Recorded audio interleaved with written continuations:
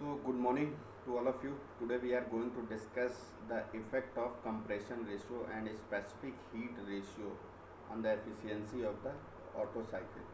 So, we have derived the equation of efficiency of Otto cycle n is equal to 1 minus 1 upon r की power gamma minus 1.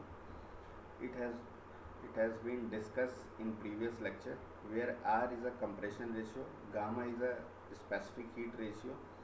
तो कहने का मतलब ये है कि आर की डेफिनेशन आपको बताई जा चुकी है, स्पेसिफिक हीट रेशियो की आपको डेफिनेशन बताई जा चुकी है, वी हैव डिस्कस्ड अर्लियर. तो आर कंप्रेशन रेशियो क्या था कि it is defined as the volume of a cylinder before compression to the volume of a cylinder after compression. Okay. And gamma, what was the gamma? It is defined as the ratio of specific heat, means C P upon C V का ये जो ratio है, ये specific heat ratio gamma से denote किया गया है. C P मतलब specific heat at constant pressure, C V मतलब specific heat at constant volume. एक चीज़ याद रखिएगा कि specific heat at constant pressure gas के टर्म में, आइडियल गैस के टर्म में हमेशा सी वी से ज़्यादा होगी. क्यों? क्योंकि उसमें बाउंड्री वर्क वगैरह इन्वॉल्व होता है. ये चीज़ें हम लोग डिस्कस कर चुके हैं. ओके. तो हम लोग एफिशिएंसी में देखते हैं कि इसका क्या इफेक्ट पड़ता है कंप्रेशन रेशियो का, स्पेसिफिक हीट रेशियो का.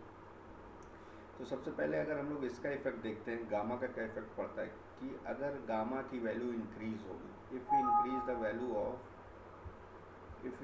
The value of gamma, so what would be the effect on the efficiency. ये आपके वाइवा वगैरह में प्रेजेंटेशन में पूछा जा सकता है या 2 मार्क्स में सेमेस्टर के एग्जाम में पूछा जा सकता है कि what would be the effect of specific heat ratio on efficiency of Otto cycle and what would be the effect of compression ratio on the efficiency of Otto cycle. तो ये चीज़ें हमें क्लियर होनी चाहिए. अगर ये इक्वेशन क्लियर है तो वो सारी चीज़ें हमें क्लियर हो जाएंगी.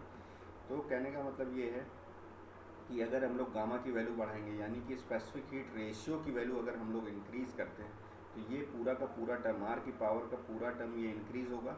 पूरा टर्म इंक्रीज़ होगा तो मीन्स ये ओवरऑल टर्म डिक्रीज़ होगा, और ये ओवरऑल टर्म अगर डिक्रीज़ होगा तो एफिशिएंसी आपकी बढ़ेगी. तो इससे हमें ये क्लियर हो गया कि if we increase the ratio of specific heat, if we increase the ratio of specific heat means we are increasing the value of gamma, then efficiency of Otto cycle would be improved. Okay, good. Next, compression ratio का हम लोग देखते हैं क्या effect पड़ता है. Compression ratio का क्या इफेक्ट पड़ेगा, तो यहाँ से देखिए कि कंप्रेशन रेशियो की अगर हम लोग वैल्यू इंक्रीज़ करते हैं, कंप्रेशन रेशियो की अगर हम लोग वैल्यू इंक्रीज़ करेंगे तो ये पूरा का पूरा टर्म जो है डिक्रीज़ होगा. माइनस से जो राइट हैंड साइड में लिखा हुआ है, ये पूरा का पूरा टर्म डिक्रीज़ होगा. और अगर ये वाली वैल्यू डिक्रीज़ होगी तो एफिशिएंसी की वैल्यू अपने आप इंक्रीज़ हो जाएगी. तो ये कर्व कभी कभी ड्रॉ करने को आता है कि draw the curve between efficiency of auto cycle and compression ratio of auto cycle. तो यहाँ से देखिए, जैसे जैसे कंप्रेशन रेशियो की वैल्यू बढ़ रही है, एफिशिएंसी की वैल्यू इंक्रीज़ होती हुई चली जा रही है. जैसे जैसे वो कंप्रेशन रेशियो की वैल्यू बढ़ रही है, एफिशिएंसी की वैल्यू इंक्रीज़ होती हुई चली जा रही है. ठीक है.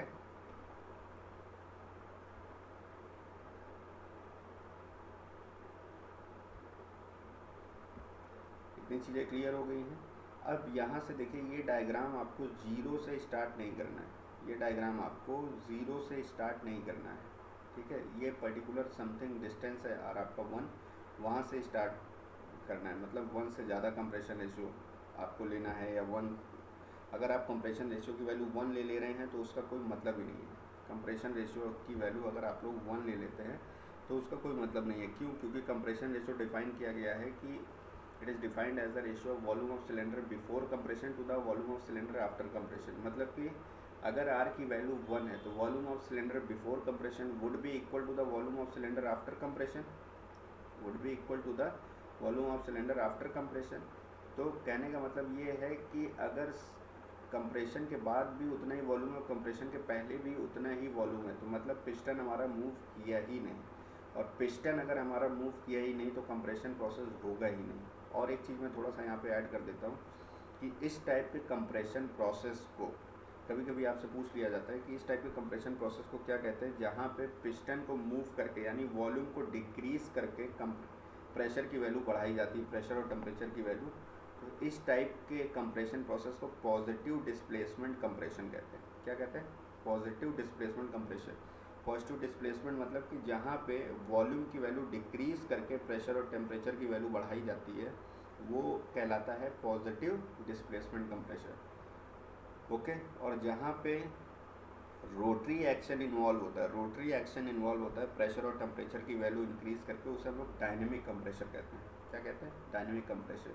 तो इतनी चीज़ें क्लियर हो गई कि कंप्रेशन रेशियो बढ़ाने से एफिशिएंसी पे क्या फ़र्क पड़ेगा। एफिशिएंसी हमारी इंप्रूव हो जाएगी। स्पेसिफिक हीट रेशियो को वैल्यू अगर हम लोग बढ़ा रहे हैं तो क्या इफेक्ट पड़ रहा है, तो अभी हमारी एफिशिएंसी हमारी इम्प्रूव हो रही है। Okay, thank you.